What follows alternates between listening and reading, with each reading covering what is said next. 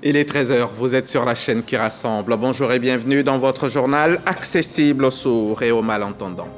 Dans le cadre de sa visite de travail en Corée, dans le cadre donc du premier sommet Corée-Afrique, le président Alassane Ouattara a été reçu ce lundi par son homologue coréen. Les deux personnalités ont évoqué les voies et moyens de renforcer la coopération entre leurs pays respectifs et plusieurs domaines sont ciblés.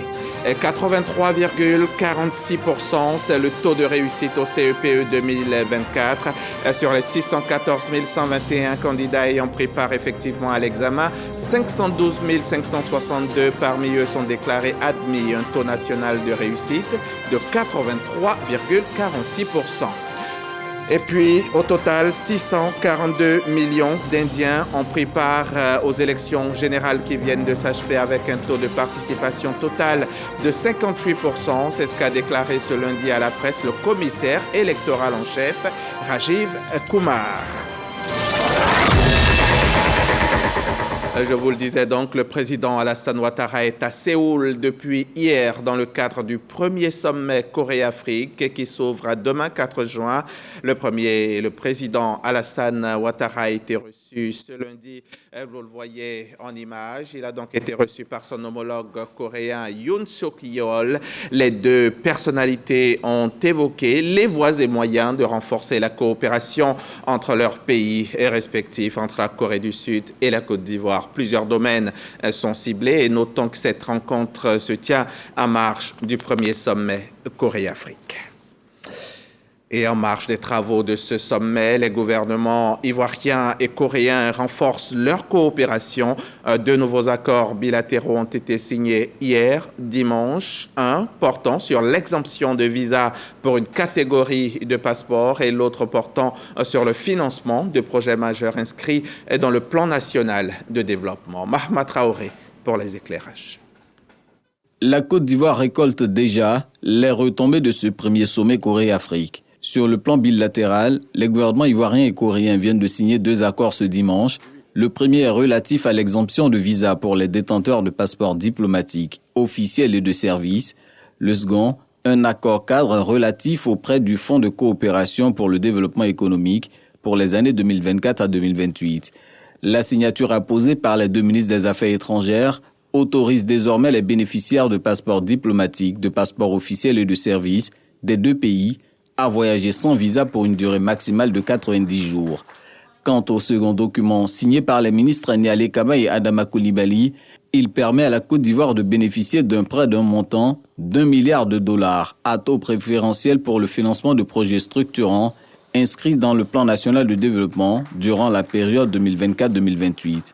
Notons que le ministre du Commerce et de l'Industrie, Souleymane Diarra était présent à cette signature d'accord, renforçant la coopération ivoiro-coréenne. En rentrant en Côte d'Ivoire, après les compositions, place aux résultats. 512 562 candidats au CEPE viennent d'être admis sur un total de 614 121 présents à l'examen. C'est un taux national de réussite de 83,46%, ce qui fait à peu près 12 points de plus que l'année dernière. Les résultats ont été communiqués ce matin par la direction des examens et concours. 83,46% de taux national d'admission. Ce sont les résultats de l'examen 2024 du certificat d'études primaires et élémentaires, CEPE. Les statistiques issues des délibérations sont les suivants. 614 121 candidats se sont effectivement présentés dans les 2709 centres de composition ouverts cette session. 512 562 parmi eux ont été déclarés admis. Soit un taux de réussite de 83,46% contre 71,28% en 2023. Un taux en hausse de 12,18 points qui place ainsi les filles en pole position.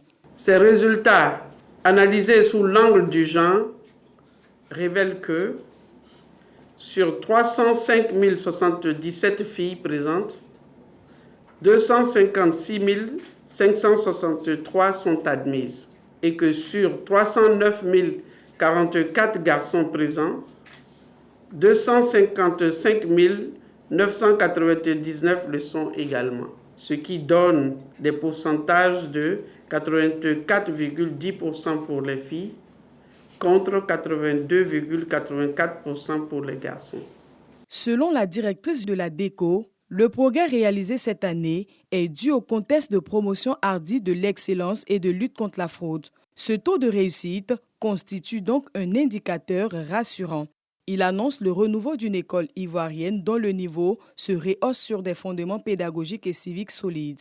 Les résultats sont disponibles ce lundi 3 juin dans les centres de composition et consultables via le site internet www.men-deco.org. Et les réclamations sont recevables dans les écoles et les IEP durant une semaine à compter de demain, mardi. Un reportage donc de Sephora Zegui.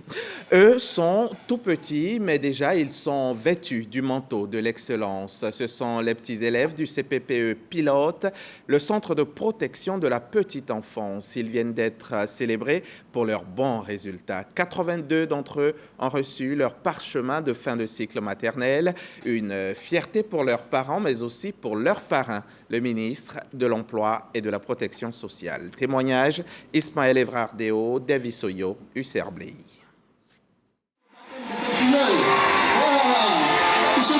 Clap de fin pour les pensionnaires du Centre de protection de la petite enfance de l'Institut national de formation sociale, promotion 2023-2024.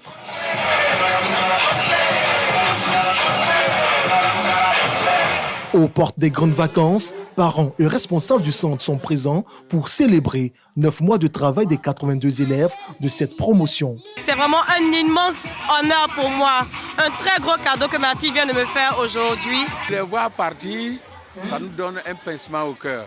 Mais aussi notre objectif, c'est de les voir partir pour que demain, ils soient les meilleurs parmi les meilleurs de la Côte d'Ivoire. Parrain de l'événement, le ministre de l'Emploi et de la Protection sociale, Adama Kamara, appelle à un suivi de ces tout-petits. Nous devons légitimement penser qu'ils sont le futur et pour cela, il faut les encadrer.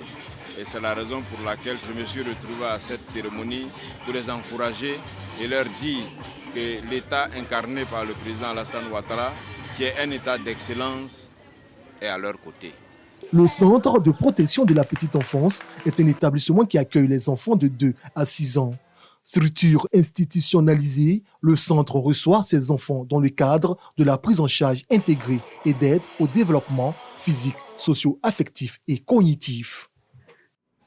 On va à présent parler développement et c'est à Ninenkrisso que je vous emmène, un petit village de Kongossa dans la région du Béré. 3 nouvelles classes viennent d'être ouvertes à l'école primaire publique du village. Le conseil municipal de Kongasso vient d'offrir un forage au village pour le grand bonheur des habitants. Mahama Traoré revient de Ninenkrisso. Sur la place publique du village de Ninenkrisso, commune de Kongasso dans la région du Béré, l'heure est à la fête. Les villageois célèbrent la nouvelle acquisition de la seule école primaire du village, un bâtiment de 3 salles de classe qui vient faire de EPP Ninenkrisso un établissement complet. En son temps, nous n'avions que 4 salles de classe.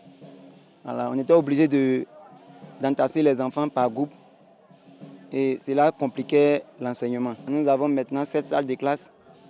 Ça veut dire qu'on a les 6 salles de classe plus une salle et nous promettons d'en faire bon usage. Ce nouveau bâtiment de 3 salles de classe doté de latrines est un don de la Fondation Petrosi suite à une sollicitation du député de la circonscription Kounaïri Kongasso, Cheikh Lansina Bamba. L'élu offre également des tables bancs pour équiper les nouvelles salles de classe. Dans une synergie d'action, le maire et les députés, tous cadres de Kongasso, ont pris l'engagement il y a quelques années, conformément à la vision de développement du président Alassane Ouattara, de sortir les enfants de Ninenkrisso de sous les paillotes où ils prenaient les cours pour permettre aux enfants de Ninenkrisso d'apprendre dans des conditions idéales. Vraiment, nous disons merci à notre donateur, notre bienfaiteur, qui est Bamba Cheikh. Aujourd'hui, Ninenkrisso effectivement ressemble vraiment à un village. Sinon, jadis, ce n'était pas le cas.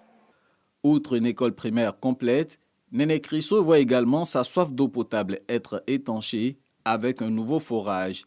une réalisation du conseil municipal de Kongasso.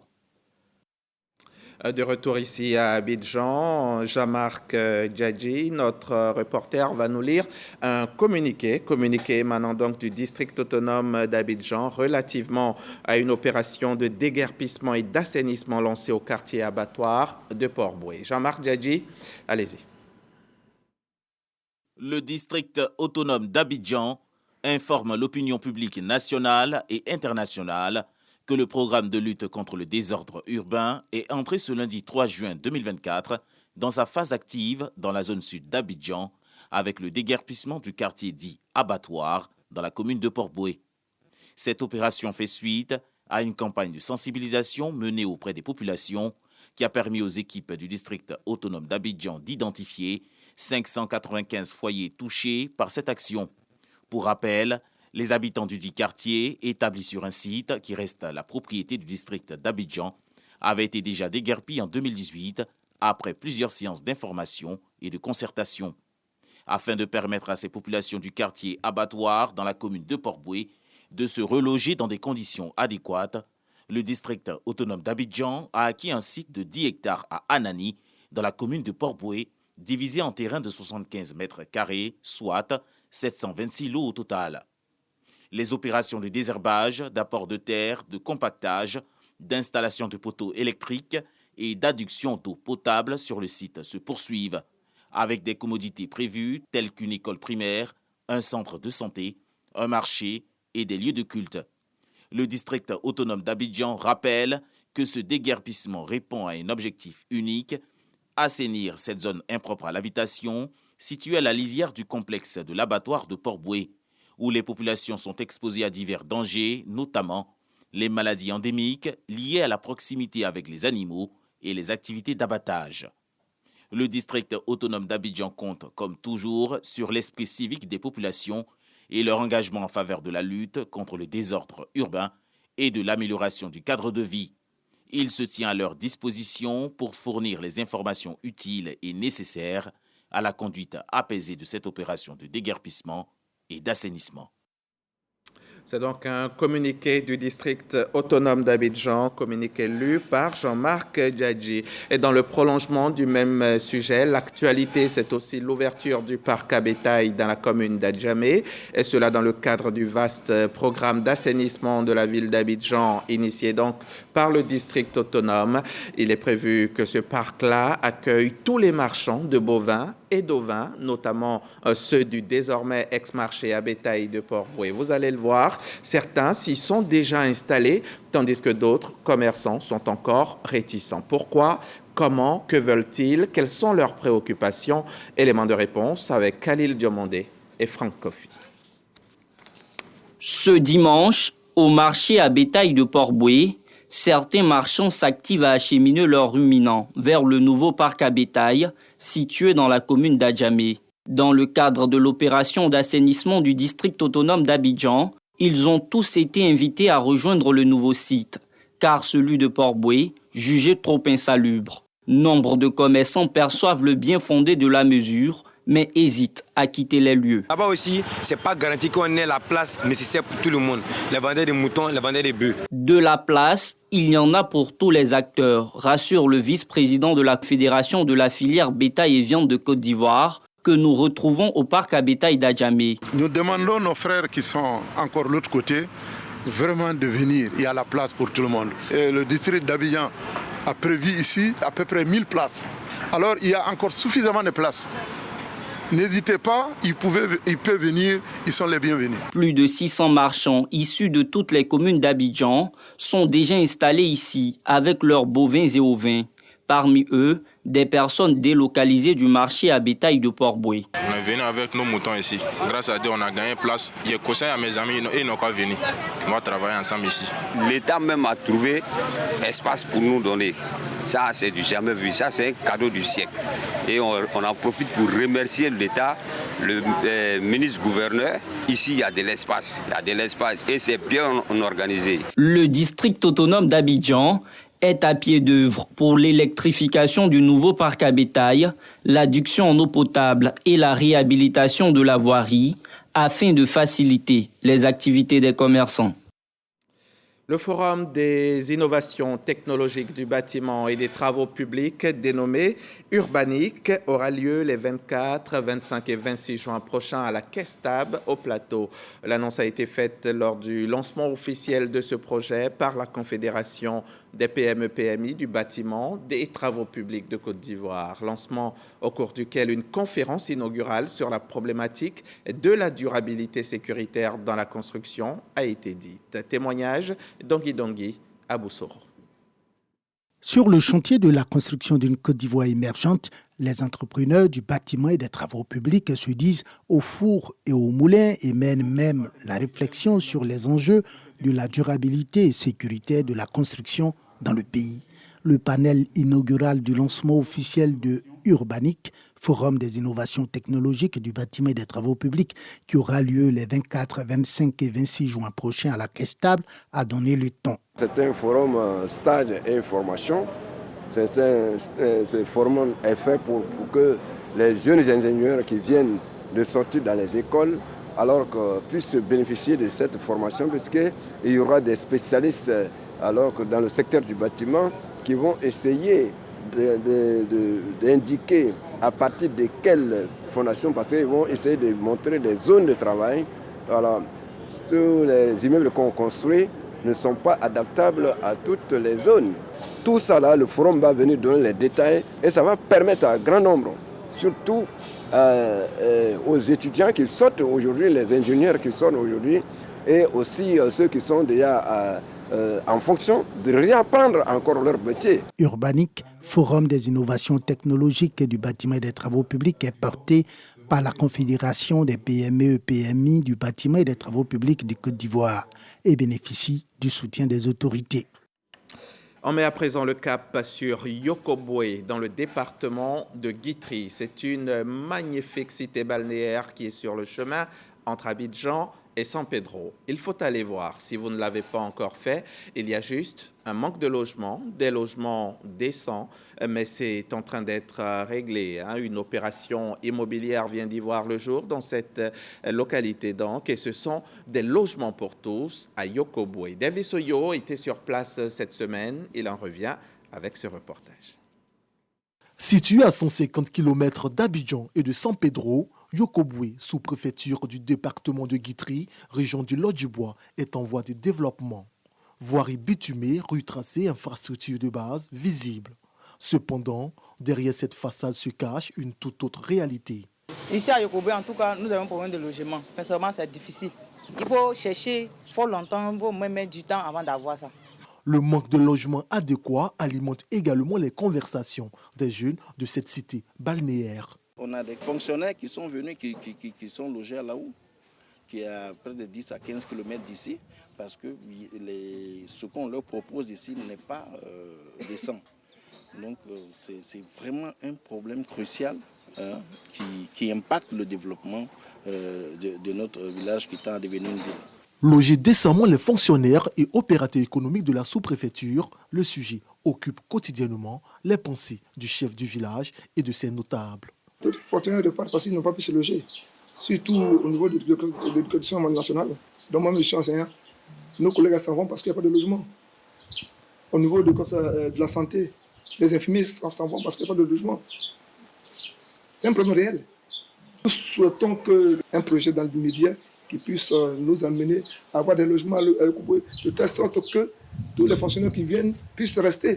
Pour exaucer le vœu des 18 000 habitants de Yokobwe, les élus et cadres de la région, avec à sa tête la députée Nadine Yeba, ont lancé la construction de logements sociaux et de 90 villas de haut standing.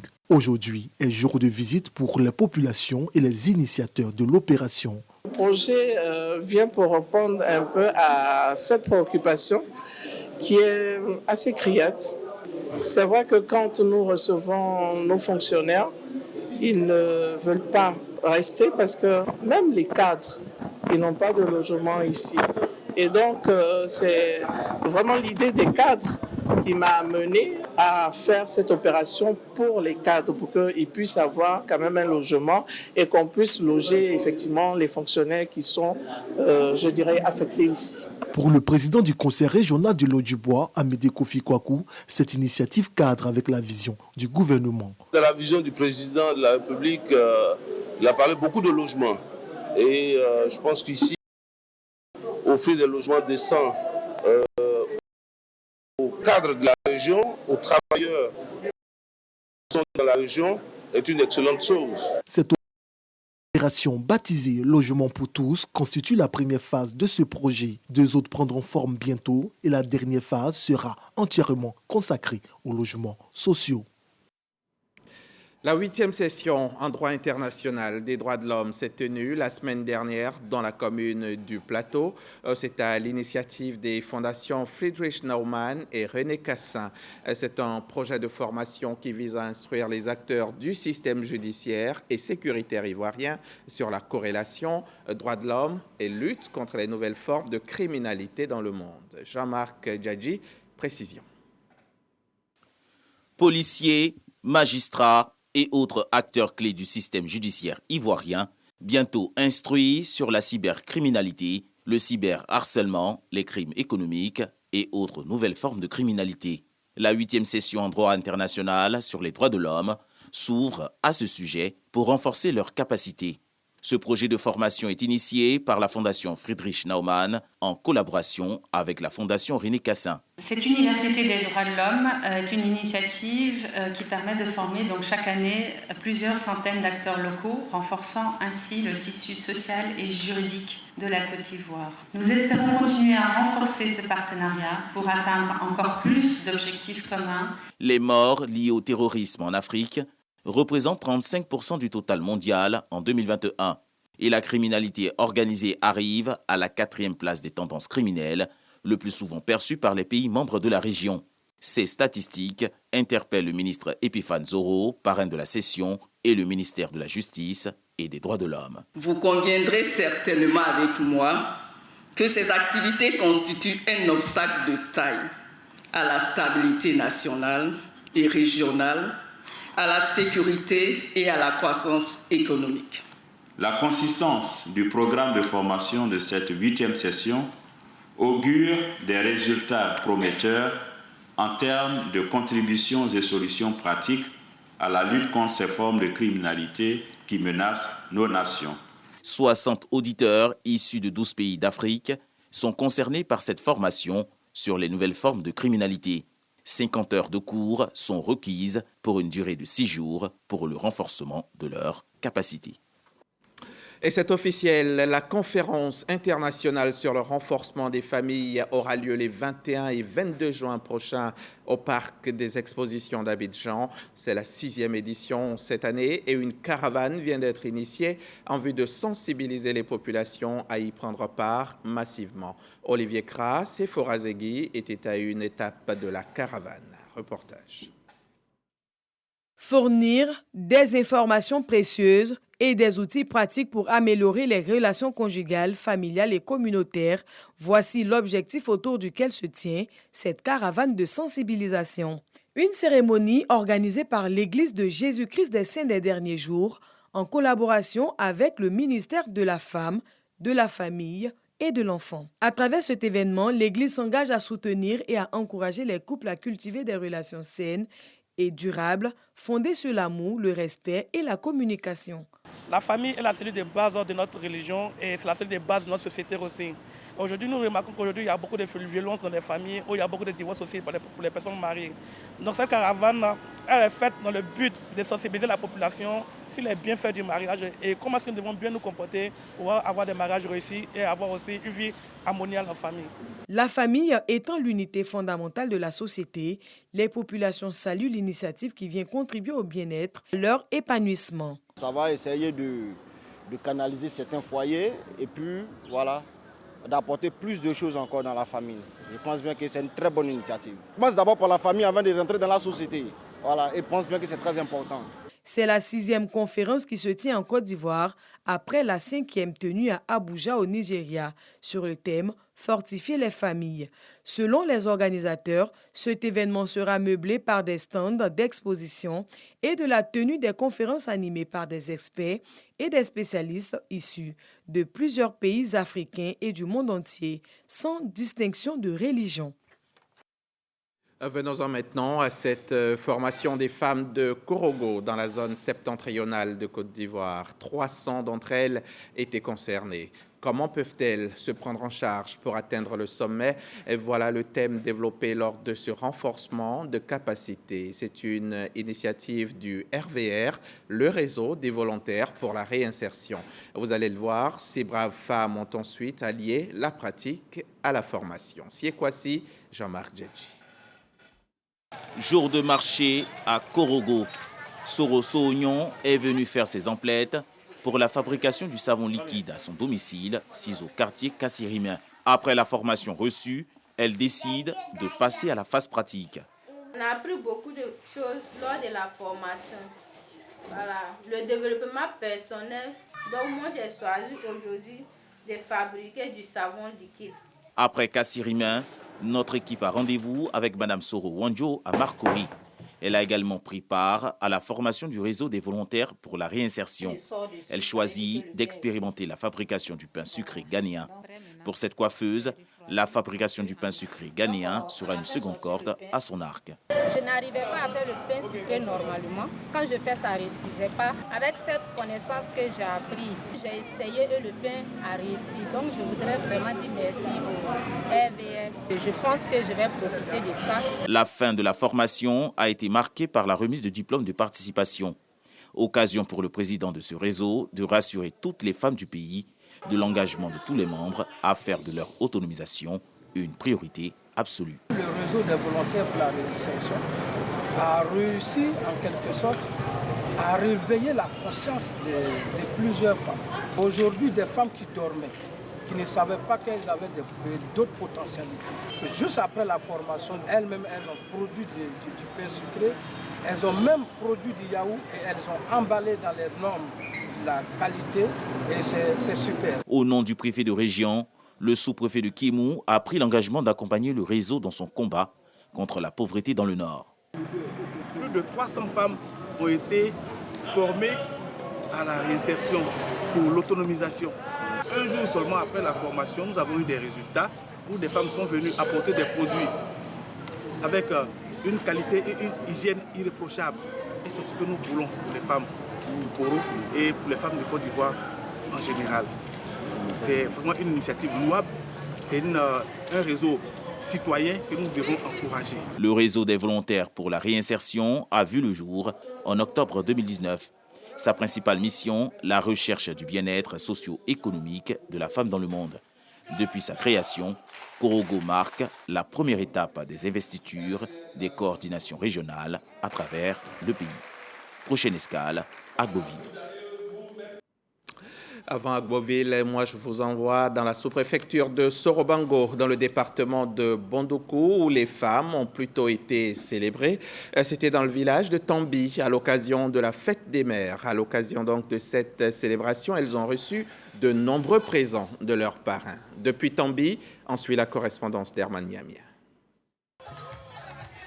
Quel que soit son âge et sa condition sociale, une mère est la personne la plus précieuse de notre vie. À Tambi, village de la sous-préfecture de Sorobango, dans le département de Bondoukou, les fils et filles de la localité ont décidé de célébrer leur génitrice et l'ensemble des femmes à l'occasion de la fête dédiée aux mamans. À Tambi, il y a des braves femmes.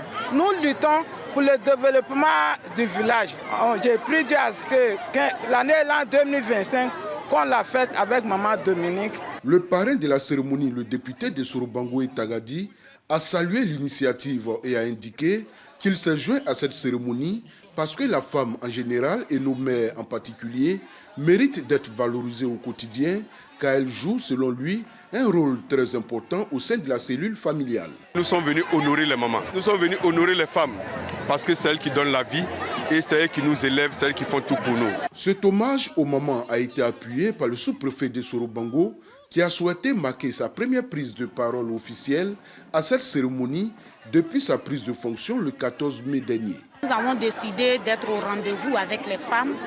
Et à cette occasion, j'ai bien voulu mettre un point d'honneur sur la volonté du chef de l'État à pouvoir soutenir les femmes, travailler à l'épanouissement des femmes. Au cours de cette célébration, les femmes venues de tous les villages de la sous-préfecture de Soro-Bango ont reçu des présents du parrain de la cérémonie, Krakwasi Polé. Le 18 mai dernier, c'était jour d'anniversaire de la génération Echin Dogbo du village de Grand-Jacques. C'est dans la commune de Jacquesville. C'est un demi-siècle, 50 ans de vie. Une cérémonie de jubilé d'argent qui a été marquée par plusieurs activités socioculturelles et par des messages de paix et de cohésion sociale. Reportage Constant Kokora et Jean-Marc Djedji. Voici déjà 50 ans qu'a été mis sur pied la génération Echin Dogbo du village de Grand-Jacques, localité située à environ 5 km de Jacquesville. Pour célébrer ce jubilé d'argent, plusieurs cadres et fils de la région étaient présents. C'est ça la racine de l'Africain. Et donc vous comprendrez mieux que nous avons certes la tête dans le modernisme, mais nos pieds restent dans la tradition. Lors de leurs interventions, les différents parrains de la génération Echin Dogbo ont salué l'esprit de solidarité et de collaboration entre les communautés villageoises de la région des Grands Ponts, les invitant à s'impliquer activement dans une politique de développement local. Nous sommes là pour les aider à promouvoir la culture du milieu. Cela permet de construire la cohésion, cela permet de retrouver notre élan de développement. Chants, danses, témoignages ont meublé ces festivités qui ont enregistré la participation de la génération Bois-Bognan du village voisin d'Ada, ainsi qu'une forte délégation de la génération Ndjouman de Débrimou du département de Dabou. Village mère du pays Aladjan, les festivités se sont poursuivies sur les sites touristiques de Grand-Jacques, en bordure de mer. Au total, 642 millions d'Indiens ont pris part aux élections générales qui viennent de s'achever avec un taux de participation total de 58%. C'est ce qu'a déclaré ce lundi à la presse le commissaire électoral en chef, Rajiv Kumar. Nous avons battu un record mondial avec ces 642 millions d'électeurs. C'est un moment historique pour nous tous, a déclaré Rajiv Kumar. Je déclare, moi, que ce journal est terminé. À mercredi, 13h.